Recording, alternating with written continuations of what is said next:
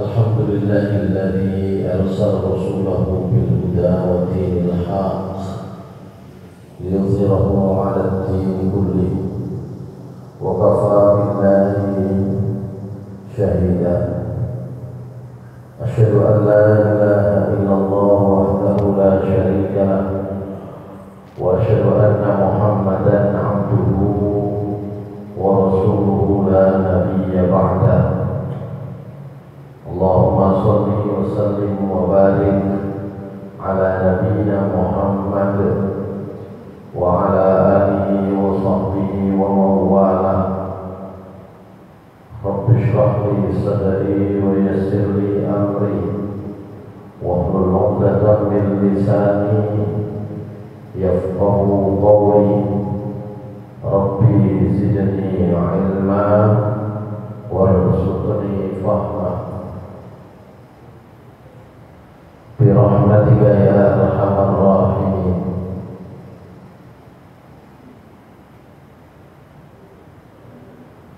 Hadirin jamaah salat maghrib di Masjid Al-Ikhlas yang dimuliakan Allah Subhanahu wa taala. Pertama, marilah kita panjatkan puji dan syukur kepada Allah Subhanahu wa taala atas karunia dan nikmat yang sudah diberikan oleh Allah Subhanahu wa taala kepada kita sekalian. Salawat dan salam mudah-mudahan tetap tercurah kepada Nabi kita Nabi Muhammad sallallahu alaihi wasallam,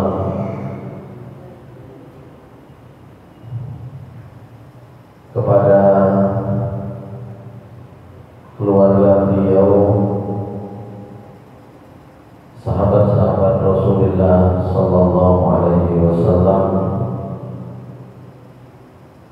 dan orang-orang yang mengikuti jalan Rasulullah sallallahu alaihi wasallam hingga hari akhir nanti. Hadirin sekalian yang Allah Subhanahu wa taala, kita terakhir itu ada di Kitabul Haji. Di pekan kemarin kami sampaikan agak ringkas di bagian-bagian akhir, meskipun sebenarnya pembahasan tentang kaifiyah manasik haji itu pembahasannya bisa agak panjang di setiap subbabnya. Yang diringkas itu kan kemarin setelah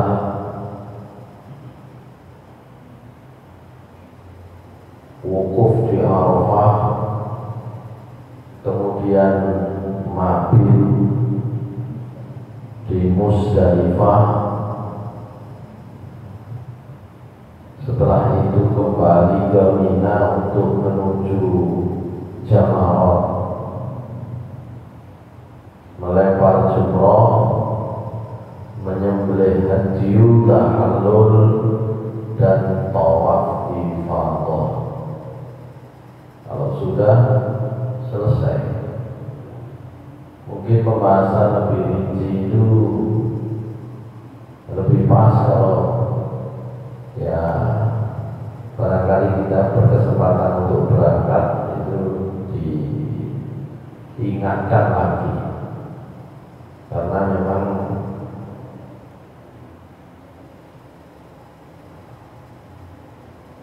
kalau ada prakteknya terus boten di praktek ya, itu sulit diikuti. Ibadah haji itu kan ibadah yang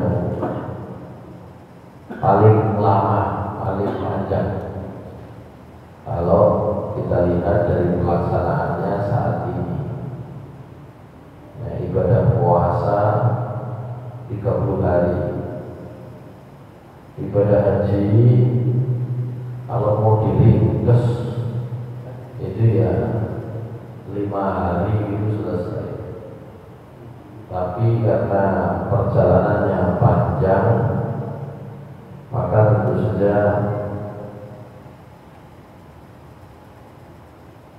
perlu itu dibahas ketika kita akan mengawali perjalanan. Masyaallah muslimin rahimakumullah. Nah, kita akan ganti geser ke bab berikutnya atau pembahasan berikutnya. Tapi saya kira karena kita membahas persoalan-persoalan fikih, ya, ada persoalan-persoalan fikih terbaru yang barangkali juga penting untuk dibahas. Beberapa waktu yang lalu saya menyampaikan MUI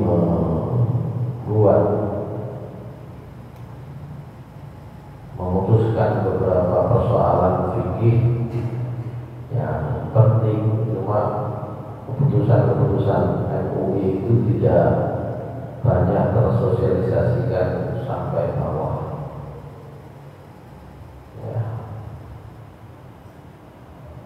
Mungkin nanti sebagian kita bahas karena ini terkait dengan persoalan-persoalan yang sedang berkembang di masyarakat. Karena yang dibuat fatwanya itu memang persoalan yang sedang berkembang. Sekaligus juga dibahas tentang persoalan terbaru, persoalan lama tapi menjadi persoalan baru. Kemarin ada pasukan pengibar bendera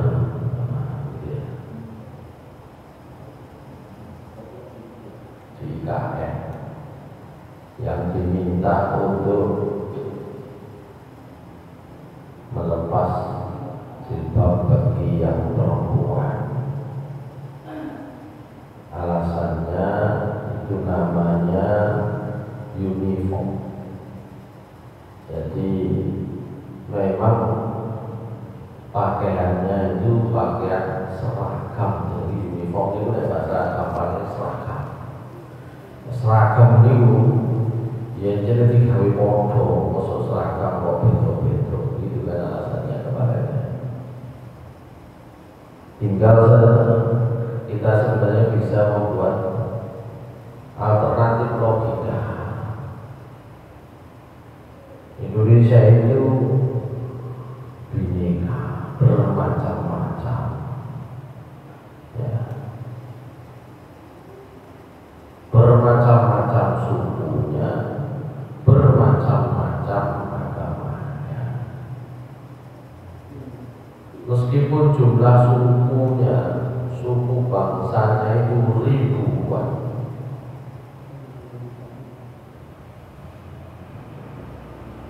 tapi kalau dilihat dari nanti klambi model Jawa tok masih menjadi protes, kan gitu ya, kan begitu. Atau bikin saja pakaian pengibar bendera itu pakaian Betawi, ya, yang lain nggak mau, gitu ya. Harus uniform. Maka uniform itu dibuat, pokoknya klambi ini warna putih, nah, gitu ya.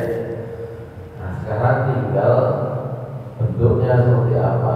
Bentuknya itu tidak Jawa, tidak macam-macam, sehingga relatif bisa diterima dari keragaman suku itu dengan warna dan bentuk pakaian. Sekarang dari sudut pandang agama, Dari sudut pandang agama tidak mengatur secara rinci warna pakaian, meskipun nanti ada warna-warna tertentu yang utama dan ada warna tertentu yang perlu dihindari untuk kelompok tertentu, misalnya laki-laki, ya. Agama tidak mengatur, termasuk agama Islam juga tidak mengatur seperti itu. Sekarang bentuk pakaiannya, bentuk itu kalau model juga tidak diatur secara rinci. Yang diatur adalah tentang aurat dalam bahasa agama. Maka sekarang ada 5 atau 6 saat ini di tengah pemerintah Indonesia.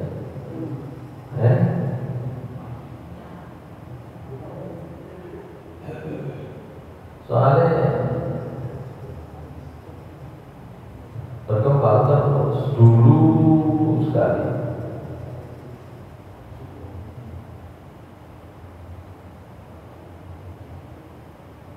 lima lah kita punya agama ini. Tapi kemudian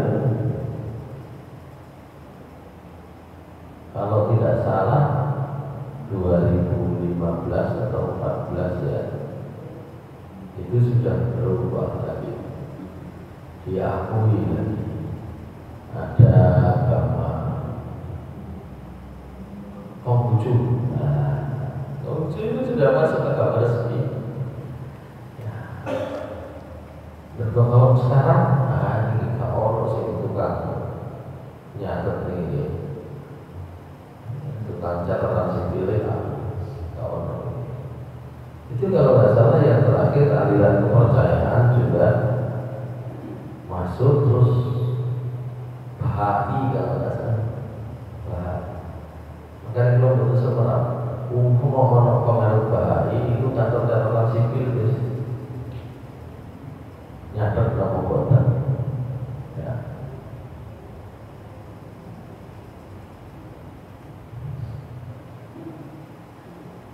Jadi ada banyak yang baru. Meskipun demikian, data dari Badan Pusat Statistik umat Islam itu masih ada di 86,sekian% sebagai pemeluk agama terbesar di Indonesia. Nah sekarang tinggal bagaimanakah mengatur pakaian itu supaya seragam, kata BPIP, maka dibuatlah uniform. Uniformnya itu kebetulan tidak menggunakan atau melepas namanya identitas hijab atau jilbab, bahasanya jadi jilbab.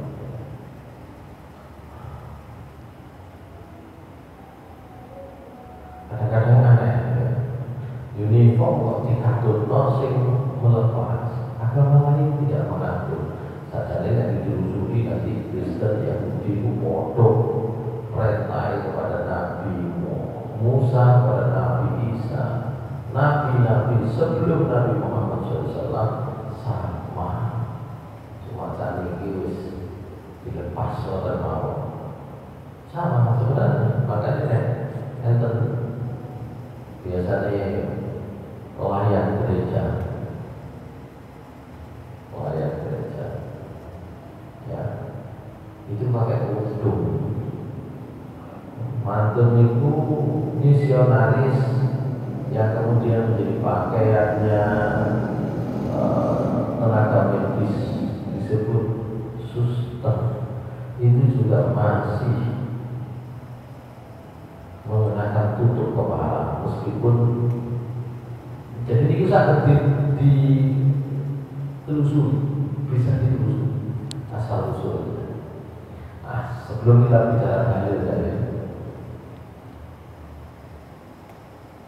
sehingga logikanya harusnya kenapa kok uniform itu atau seragam itu seragamnya tidak pakai, bukan seragamnya seragam yang seragam itu bukan HP. Saya misalnya, alasannya kenapa? Seragam ini kalau logikanya adalah logika seragam, sing kudu podo kabeh. Kenapa pilihannya tidak pakai jilbab? Namanya seragam. Sing titik kan sing akeh pakai jilbab semua. Itu seragam.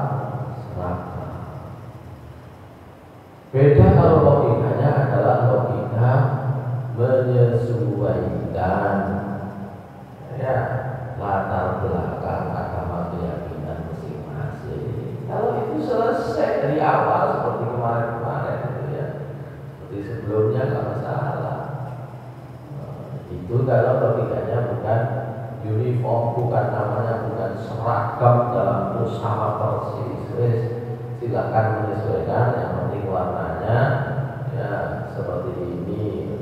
Nah itu selesai. Tapi karena logikanya seragam, nggak bisa kita ajukan. Kenapa ketika seragam itu tidak dibuat sama-sama semuanya pakai hijab dengan banyak argumentasi?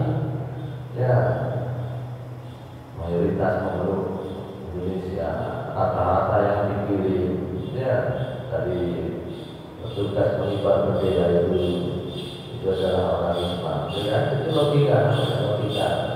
Kalau logika itu sama, logika itu bisa dipatahkan dengan logika.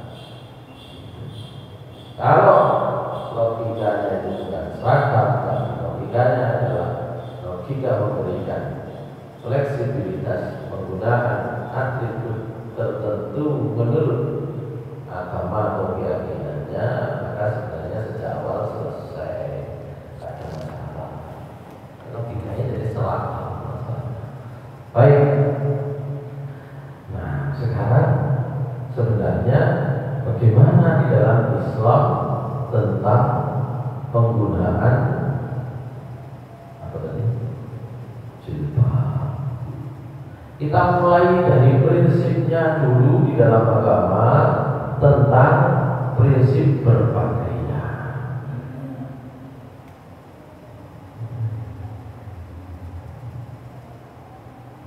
Tentang prinsip berpakaian kita baca yang umum dulu.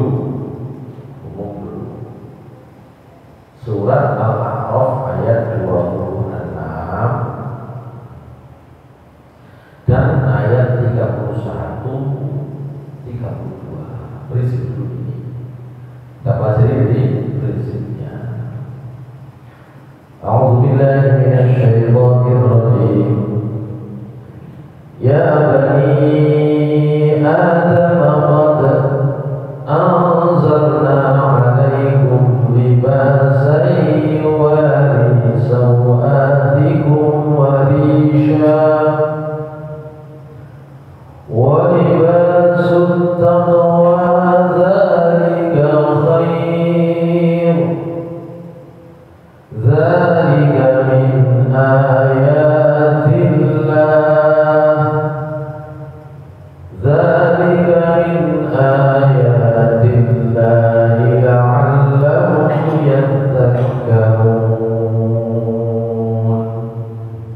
itu ayat 26 surat Al-A'raf.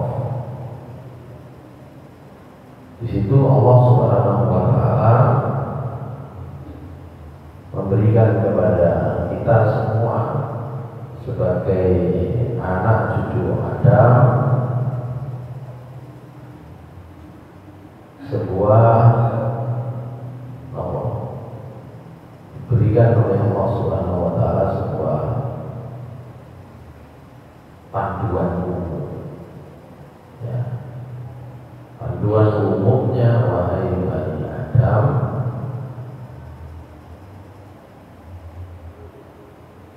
sungguh kami sudah menurunkan atas kalian libasan, pakaian, yuwari sawatikum wa risha, yang pakaian itu dapat menutupi, ya, menutupi aurat, menutupi, ya, menutupi tubuh kita, menutupi aurat, menutupi tubuh kita.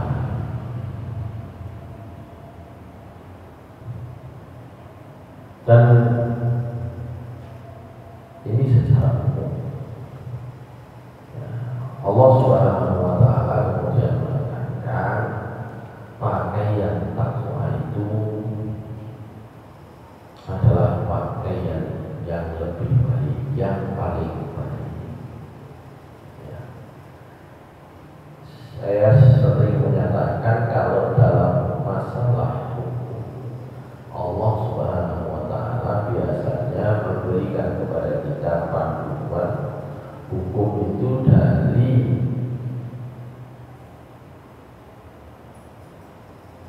amaliyahnya sampai tujuan atau maksudnya. Puasa diwajibkan, ya kan? Puasa itu wajib. Tapi nanti ketika sudah masuk maksud puasa, tujuan puasa, Rasulullah SAW mengingatkan banyak yang berpuasa tapi tidak dapat apa-apa. Puasa itu hakikat yang sebenarnya adalah untuk meningkatkan iman dan takwa. Sholat juga demikian. Sholat itu amalnya itu wajib, tapi tujuannya itu bukan sholatnya itu sendiri. Tujuannya adalah dalam surat Toha, mengingat Allah, gitu kan? Karena apa? Banyak yang sholat tapi tidak mengingat Allah. Jadi Allah dalam pemberian aturan itu biasanya dimulai dari perintah ibadah amalnya, amaliyahnya, tapi kemudian juga mendorong, mengarahkan kita untuk sampai pada maksud atau tujuannya. Tapi tidak bisa mencapai tujuan kalau amalnya itu tidak dikerjakan.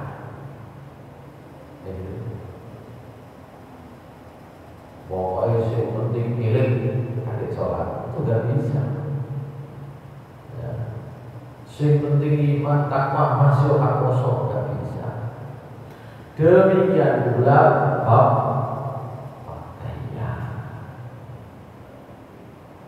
pakaian ya harus dipakai pakaiannya, tapi kemudian maksud tujuannya yang lebih penting adalah pakaian takwa.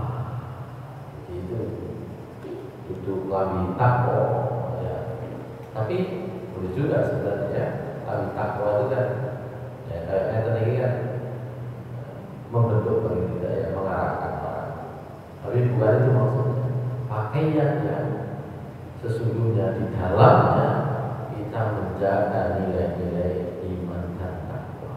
Soalnya kita ada kayak modus saben-saben sing kececol polisi ketika digelendeng motor kudungan itu kan.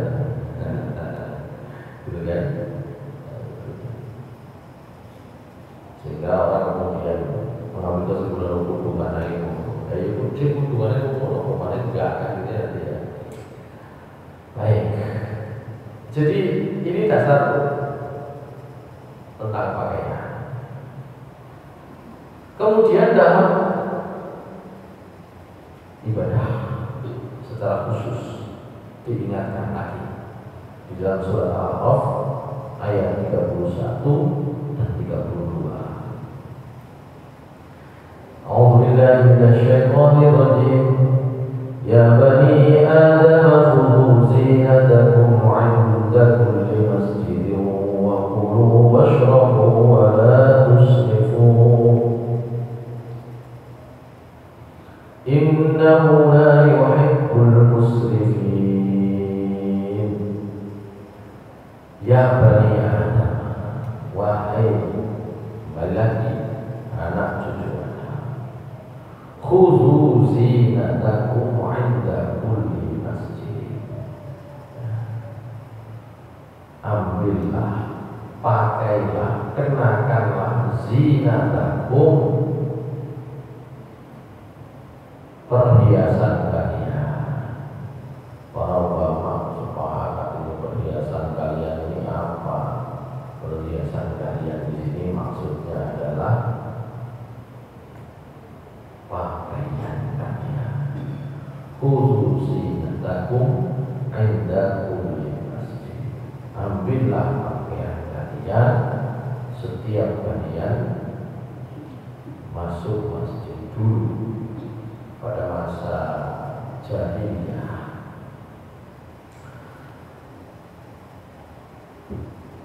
orang-orang musyrik Mekah itu kalau beribadah, ya itu ternyata gak kelamben, gak kelamben, cuma digilir wong lanang awan-awan, wong wedok ini apa? Tawaf, ya di Ka'bah. Makanya ibadah itu di dalam Islam itu ya, syahadat itu kan ada dua. Syahadat yang isinya iman kepada Allah, itu namanya syahadat tauhid, ya. Yang kedua, syahadat yang di dalamnya kita mengakui, meyakini, bersaksi tentang kenabian Rasulullah Nabi Muhammad SAW. Itu maknanya nek nyanut Gusti Allah itu kudu ono contone, yang contoh itu kita peroleh dari Rasul utusan Allah Subhanahu wa Ta'ala. Betul sakit kalau ngomong nganut Gusti Allah terus nggak mengakui Nabi Muhammad SAW. Karena itu nanti tentang tuntunannya, caranya ya. Tahun 80-an itu muncul namanya kelompok Inkarus Sunnah. Kelompok Inkarus Sunnah kadang terima hadis Nabi, pokoknya terima Al-Quran dong. Itu dulu begitu. Baik, khudhu zinatakum 'inda kulli masjid. Ngomong sedikit, cek itu betul. Ambillah oleh kalian, pakailah oleh kalian zina kalian, pakaian kalian. Dan itu maksudnya pakaian yang disyariatkan, menutup aurat. Nanti pakaian yang menutup aurat itu yang seperti apa? Itulah nanti diatur sebagiannya di dalam hadis. Wong lanang itu tata pakaiannya itu ada dalam hadis, ya. Nah, istimewa itu kaum perempuan.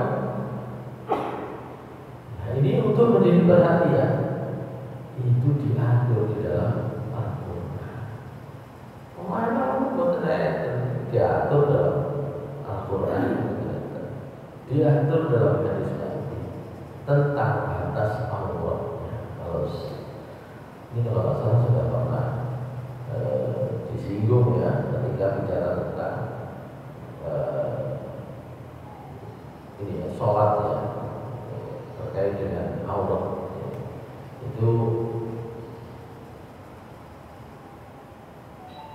diatur secara jelas kalau kaum laki-laki batasnya itu ada dua yang diperselisihkan. Batas umum untuk sholat itu adalah baina sunnah wa rukbah, antara pusat sampai lutut, ya, itu dalam sholat. Dalam sholat itu sepakat para ulama kalau dalam sholat kaum laki-laki batas pakaiannya adalah baina sunnah wa rukbah, antara pusat sampai lutut.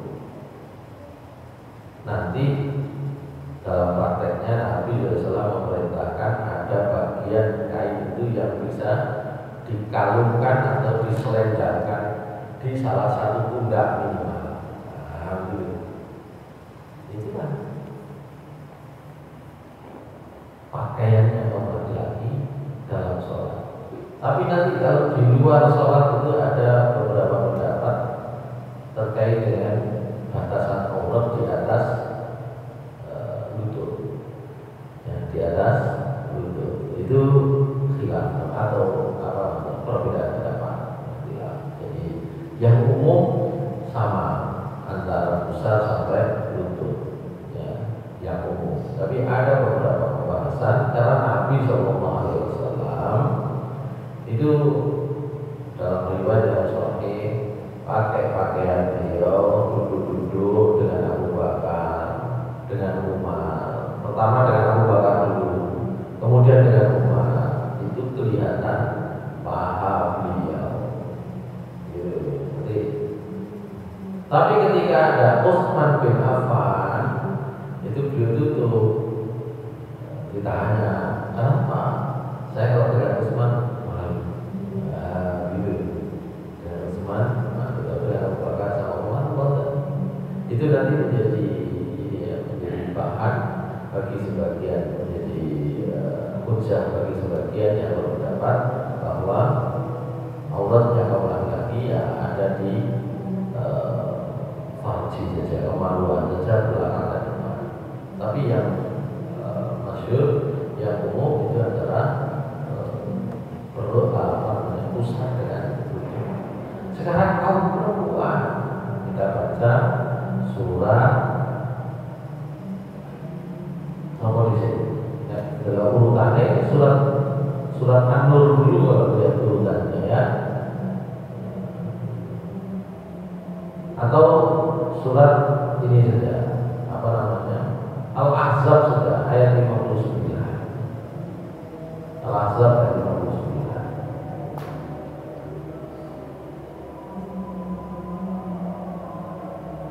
A'udzu billahi minasy syaithanir rajim.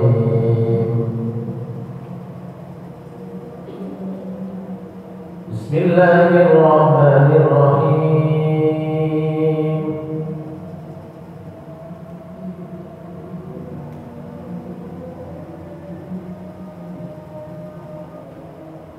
Ya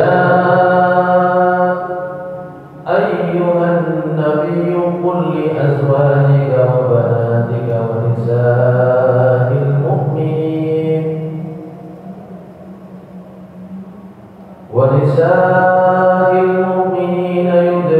yudnina 'alayhinna min jalabibihin dzalika adna an yu'rafna fala yu'zain wa kana Allahu ghafuran rahima.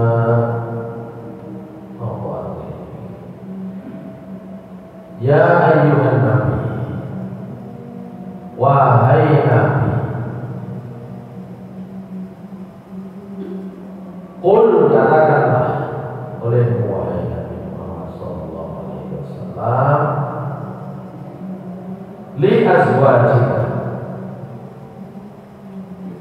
katakan kepada istri-istri, wa banatika, dan anak-anak perempuanmu, wa nisa'il mu'minin, dan perempuan-perempuan dari kaum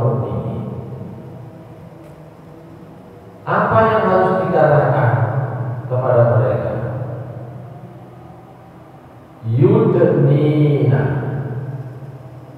supaya mereka terjemahan yudni sok nutupi sama berdoa terjemah saudara.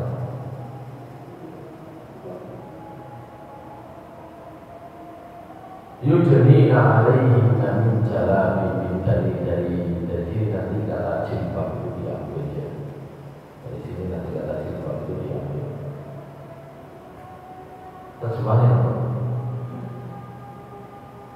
Yudnina alaihinna min jalabibi. Pun bisa kau terjemah. Apa? Menutupi. Kalau terjemahannya menutupi, ya itu nanti bahasa gampangnya gitu ya.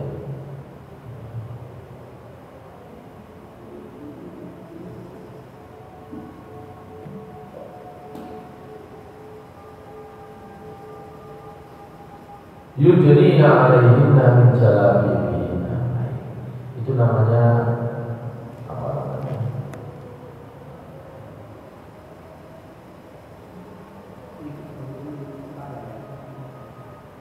Itu namanya bukan terjemahan, itu pengertian ya.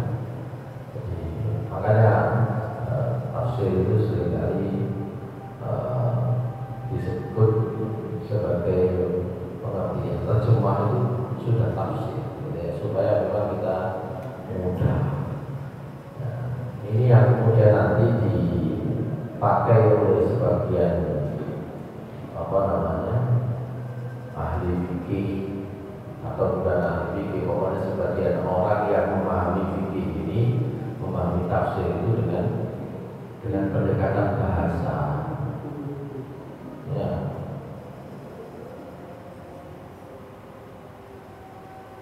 Pendekatan bahasa kalau dipakai itu boleh menutupi. Ya. Adna yudni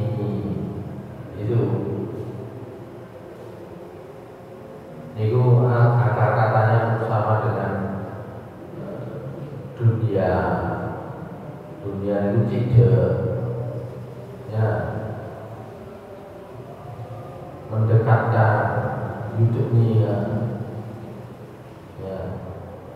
mendekatkan jilbab mereka itu makanya ini kalau ditafsirkan pohon nurut rambut juga untuk kepala juga. Maka terjemahan itu kemudian ketika digunakan dalam bahasa Indonesia, maka terjemahan itu isinya adalah pengertiannya sesuai dengan bahasa Indonesia. Ya, pengertian yang sudah disepakati oleh para ulama, yudnina zinatahunna, ya yudnina alaihinna min jalabibihinna, itu adalah menutupi ya kepala mereka itu dengan jilbab.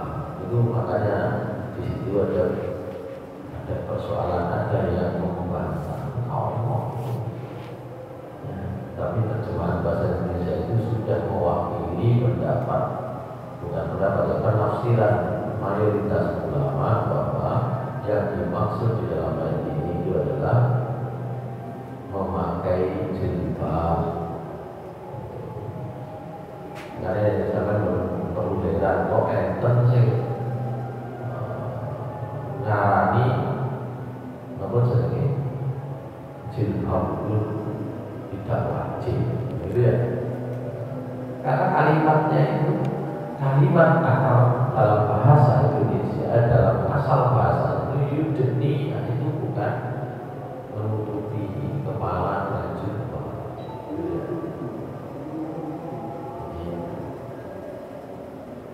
Tapi para ulama itu menafsirkan atau memahami ini jelas. Saya baca ya kalau tafsir khawatir. Yaqulu ta'ala amiran rasulahu sallallahu alaihi wasallam tasliman ayyamur nisa al-mu'minat khassatan azwajahu wa banatihi li syarafihinna bi ayyudnina 'alaihinna min jalabibihinna liyatamayyazna 'an simati nisa'il jahiliyah wa simatil iman wal jilbab wal ridda fawqal khimar. Qalahu Ibnu Mas'ud wa Ubaidah wa Qatadah wal Hasan al-Basri wa Sa'id bin Jubair wa Ibrahim an-Nakhai wa Aqra' al-Qasani wa ghairu wahid wa huwa bi manzilatil izar al-yawm. Allah Subhanahu wa taala memerintahkan Rasulnya sallallahu alaihi wasallam tasliman supaya beliau memerintahkan perempuan-perempuan mukmin khususnya istri-istri dan anak-anak mereka untuk kehormatan mereka, supaya mereka itu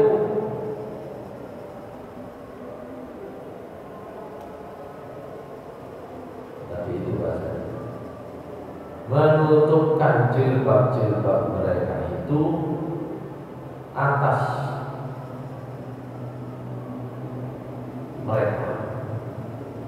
mereka alaihinnya itu tidak ada kepala juga atas mereka, tapi menutupkan jilbab atas diri mereka itu harus dipahami mahwal jilbab itu adalah ar-ridha fawqal khimar.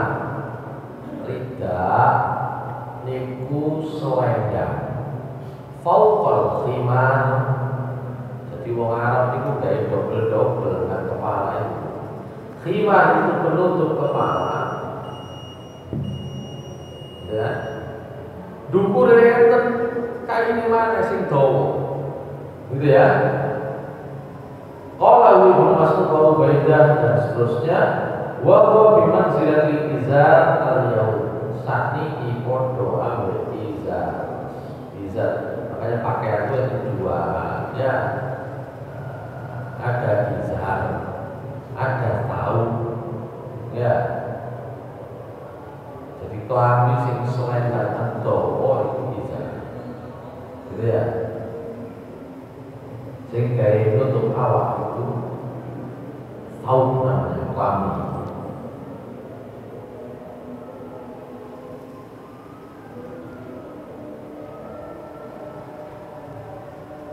Dalam riwayat yang lain dari Ibnu Abbas, amarallahu nisa'al mu'minina idza kharajna min buyutihinna fi hajatin ayyuqina wujuhahunna min fawqi ru'usihinna bil jalabi wa yubdina aina wahidah. Ibnu Abbas, Allah memerintahkan perempuan-perempuan mukmin kalau mereka keluar dari rumah mereka untuk kebutuhan ayyuqina, menutup wujuhahunna, wajah, bahkan disebut sini wajah, ini nanti disebut niqab ya. Min fawqi ru'usihinna, dari atas kepala itu ini kan kain toko di selendang nona wajah ini bil jilbab, dan mereka tampakkan kedua mata. Bahkan disebutkan di sini dari mata itu ketok situ toh. Nanti di antara riwayat yang lain, faqad tawajjahu wa rasahu wa abraza ainahu yusra, sing diketokno mata kiri.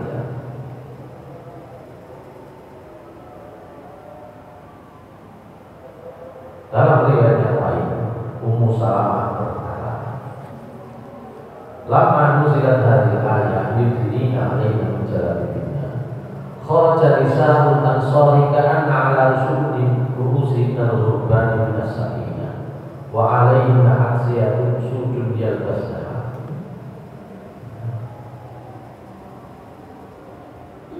Jadi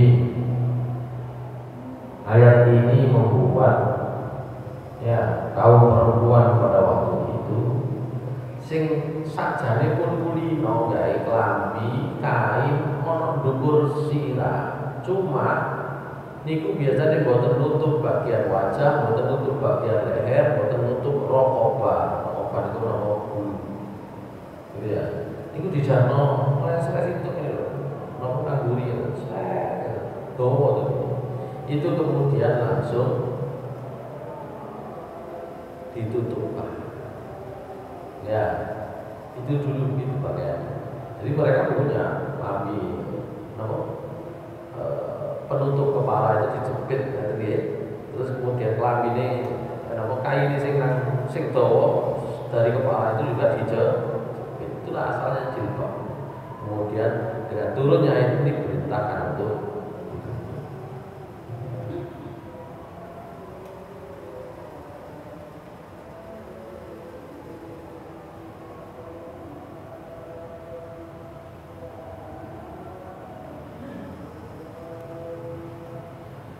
dan di sini disebutkan hikmah.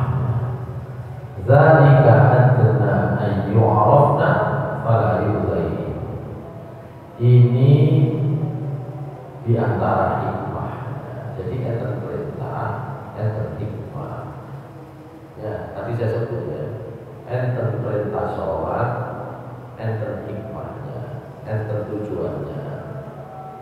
Maka tidak boleh hanya untuk mencapai tujuan itu menghilangkan perintahnya, mengamalkan perintahnya. Aku sih Allah, aku sholat. Ini juga sama.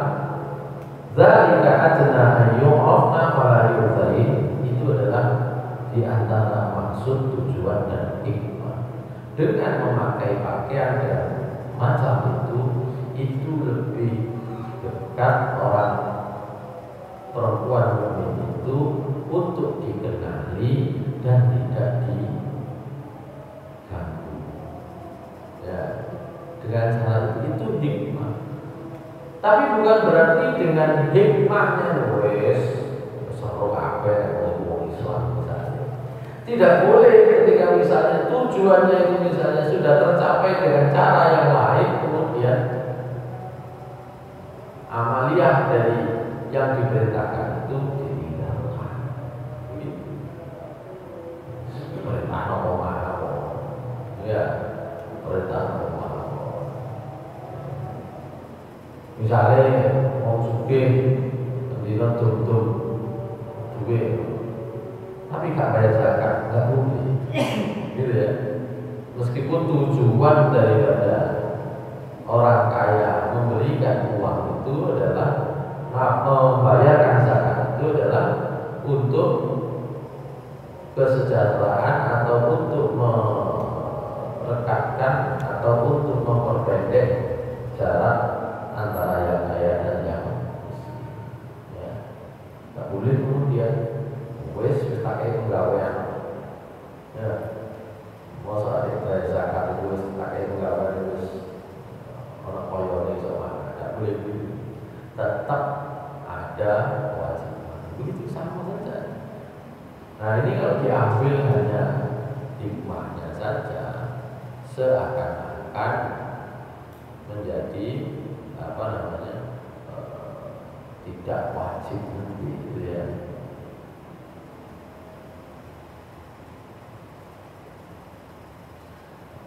Ayat ini juga berkaitan ya. Karena nasur min fusaki ahli Madinah yakhrujuna bil-laili hina yaqtaridu sholat ila turqil Madinah. Nakal-nakal lanang-lanang pada masa itu di Madinah biasa keluar malam. Podo bisa ini keluar dulu ya, ya. Keluar di jalan-jalan Madinah ya ta'arradu nalin nisa. Jadi ngenteni wong wedok liwat. Begitu. Wa kanat masakinu ahli Madinah dhayyiqah. Rumah-rumah maskan-maskannya penduduk Madinah itu cilik-cilik waktu itu. Fa idza kana lain kalau malam hari kharaja nisa ila tuqi yaqdina hajatahunna. Kaum perempuan itu tetap keluar untuk keperluan hajat mereka. Fakana ulai fusaq yabtaghuna dzalika min guna. Nah, orang-orang nakal fasik-fasik itu memang mengharap itu yang akan dijadikan sasaran. Fa idza ra'aw imra'atan 'alaiha jilbabun qalu hadhihi qurrah kafar anha. Maka kalau mereka melihat perempuan yang pakai jilbab, mereka mengatakan, wah ini perempuan merdeka mas. Dulu itu, ini kan makanya kenapa yang dikatakan oleh Allah Subhanahu Wa Taala, katakanlah kepada istri-istrimu, anak-anak perempuanmu dan perempuan-perempuan mukmin. Ya itu ya.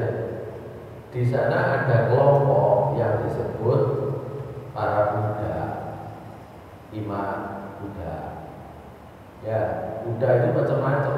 Orang sing budak itu tuwek, ya kayak bujune ibune Ammar bin Yasir Sumaria, atau imam itu ya budak tapi saya nom-nom, betul, tapi statusnya budak. Nah mereka itu kalau dengan perempuan-perempuan yang terhormat seperti istri Nabi, ya kemudian anak Nabi, perempuan-perempuan orang-orang merdeka, bukan budak, awani. Dengan perintah itu mereka mengamalkan itu. Oh ini kata mereka hari oh ini mau merdeka itu udah begitu ya. Kafaran mereka menahan diri awani. Wa idza ra'aw al-mar'a laisa 'alaiha jilbabun, kalau mereka itu melihat perempuan yang tidak pakai jilbab, qalu hadhihi amatun fawasabu ilaiha. Nah ini budak. Ya. Fawasabu ilaiha. Dibecolok, ditangkap. Wah, gitu ya. Itu di antara beberapa penjelasan terkait dengan situasi pada saat itu. Waqala Mujahid yatajalabna fayu'lama annahunna harair fa ay'aradu lahunna fasikun bi'adza wala rahibah. Ya. Jadi kalau ada perempuan-perempuan pakai jilbab, maka diketahui mereka itu adalah perempuan-perempuan yang merdeka, maka tidak ada orang fasik mau nakal sing wani, enggak. Gitu ya. Wa kana Allahu ghafurur rahima, ay lima salafa fi ayyamil jahiliyah, ay lam yakun indahunna ilmun bidzalika. Allah Maha Pengampun Maha Penyayang, ya, mengampuni semua dosa kesalahan pada saat jahiliyah, haitsu lam yakun indahunna ilmun bidzalika, ketika mereka tidak punya ilmunya. Baik, itu surat Al-Ahzab ayat 49. Satu lagi yang juga menyebut tentang kewajiban memakai hijab atau jilbab, itu ada di surat An-Nur ayat 31.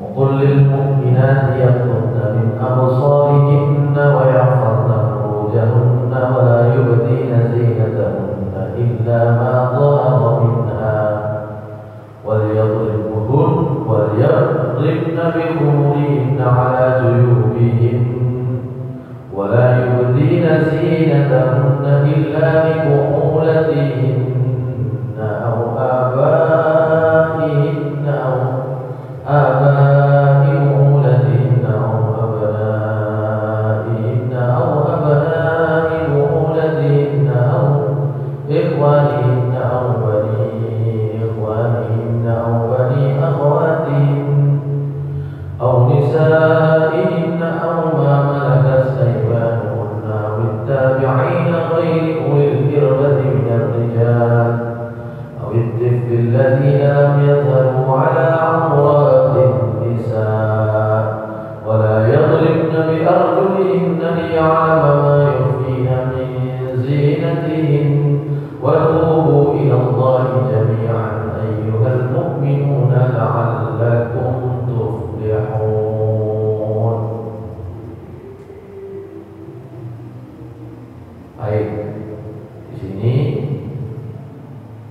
disebutkan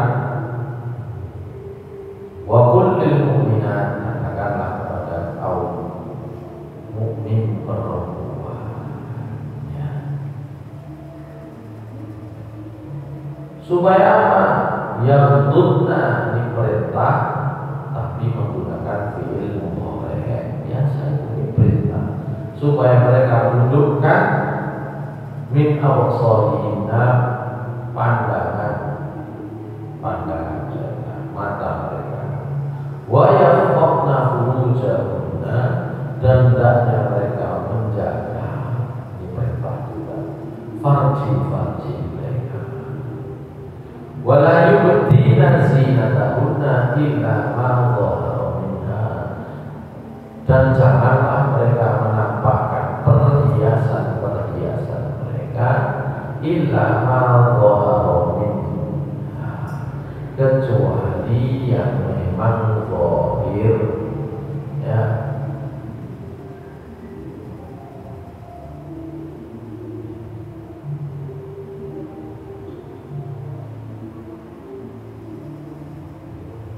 Terus wal yadribna bi khumurihinna ala juyubihinna, dan hendaklah mereka juga memakai dengan khumurnya, tadi saya sebut khimar, ya. Khimar itu kain yang menutupi kepala mereka, ya. Supaya mereka, jadi khumurina itu sama dari khimar, supaya mereka menutup dengan khimar mereka itu ala juyubihina. Juyubihina itu nopo liyasturna bidzalika syu'urahunna wa aqnahunna wa qarqahunna, jadi menutup leher, bagian belakang, bagian depan, dada bagian depan. Itu dulu kan kambing tadi itu nopo sendiri khimar tutup kepala itu buatan cakep, buatan untuk rambut ini terus dari dawa, wajah kelihatan, terus apa namanya, bagian di atas dada kelihatan, leher belakang kelihatan, itu diperintahkan untuk ditutup. Yang ini khususnya bagian apa, leher dan bagian depan dari dada. Makanya itu nanti para ulama mendudukkan antara surat An-Nur dengan surat Al-Ahzab tadi itu, apakah menutup wajah semua itu wajib, ataukah yang wajib itu adalah apa namanya, kepala dan bagian leher selain wajah, gitu nanti. Perbedaan pendapatnya di situ, ya. Jadi kalau diambil yang paling ringan, itulah wajah, ya, itu tidak menjadi bagian dari Allah. Tapi kalau diambil yang paling berat, surat An-Nur tadi perintahnya kepada istri beliau, anak beliau dan perempuan mukmin supaya menutup wajah mereka, maka itulah kemudian sebagian kecil yang berpendapat itu wajib ditutup, ya. Tapi meskipun begitu, nanti ketika ibadah sholat, ketika ibadah misalnya haji, itu nggak boleh ditutup, bukan. Nah, dari itulah kemudian yang berpendapat sebagian besar bahwa wajah itu bukan Allah, ya, yang boleh. Artinya dengan itu wajah boleh dilihat, boleh. Karena nanti yang pakai khimar begini atau yang pakai penutup atau pakai niqab, sekarang disebut niqab, ini boleh sholat tahu. Nek haji khususnya tawaf tidak boleh, gitu, tak boleh, harus dibuka.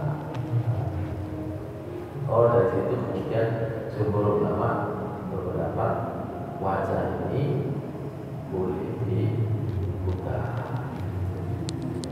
Begitu kan dua ayat. Tapi dua-duanya sama dengan kesimpulan sebelumnya bahwa memang perempuan itu auratnya.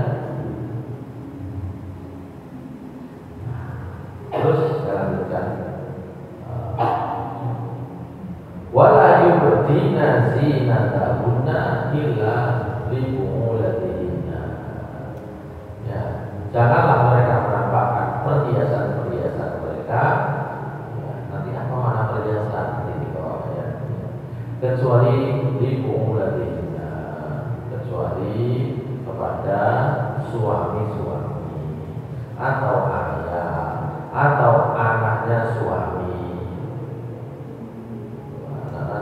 Suami maksudnya suami misalnya sudah pernah menikah, gitu ya, punya anak laki-laki, misalnya kan, itu jenisnya anak walor, boleh, ya.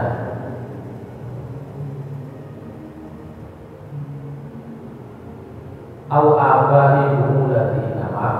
Au abai mulatina bil. Jadi dia belum sampai kepada ayah mereka atau abai mulatina atau ayah mertua. Au abnaihinna atau pada anak laki-laki mereka sendiri. Au abnai mulatina ini yang seperti atau anak laki-laki dari suami mereka. Maksudnya anak walor, gitu ya. Sendiri boleh, anak walor boleh. Ikhwanina atau kepada saudara laki-laki mereka. Bani ikhwanina atau anak laki-laki dari saudara laki-laki mereka. Ponakan. Bani akhwatihina atau anak laki-laki dari saudara perempuan. Ponakan. Nisaihinna au ma malakat aymanuhunna atau perempuan-perempuan mereka atau yang mereka miliki, gitu ya. Maksudnya perempuan-perempuan yang ada di dalam rumah mereka. Atau ini kalau laki-laki jadi kepada sesama perempuan. Yang terakhir yang ini awita biina ghairi ulil irbati minan rijal atau kepada kaum laki-laki tapi sing wis duwe karep yang mereka itu ikut di dalam rumah mereka. Sing melok nang omah itu berjopo. Awita biina ghairi ulil irbati minan rijal. Jadi misalnya duwe ewan ya wis suwe melok, ya wis gak duwe hasrat, gitu ya. Ini sing golek ngono iki sing ora akeh iki, ya gitu ya. Awitif bil ladina lam yadharu auratin nisa atau anak laki-laki anak kecil yang memang belum mengenal auratnya kaum perempuan. Wala yadribna bi arjulihina, janganlah mereka membuat dengan kaki-kaki mereka liyukna ma yukfina min zinatahunna, untuk diketahui perhiasan yang sebenarnya tersembunyi. Artinya melakukan itu ojo sampai mancing wong delok perhiasannya. Apa jadi kayak sikil apa diundang kotak-kotak gitu kan. Wa tubu ilallahi jami'an ayyuhal mu'minuna la'allakum tuflihun. Jadi jelas. Jadi kalimatnya ini fi'ilnya fi'il mudhari, tapi maknanya makna fi'il amr. Fi'il amr. Fi'il amr itu perintah atau di situ perintah. Meskipun mudhari di situ perintah. Jadi saja tidak diatur kalau auratnya laki-laki, sih diatur auratnya perempuan. sing berpendapat bahwa Allah perintah itu jelas dari jilbab ya karena tadi ya kata-kata yudni itu memang arti asalnya bukan menutup artinya memang bukan ngendekno terkorukur tindekno bukan itu maknanya itu lebih jelas nanti di surat An-Nur tadi supaya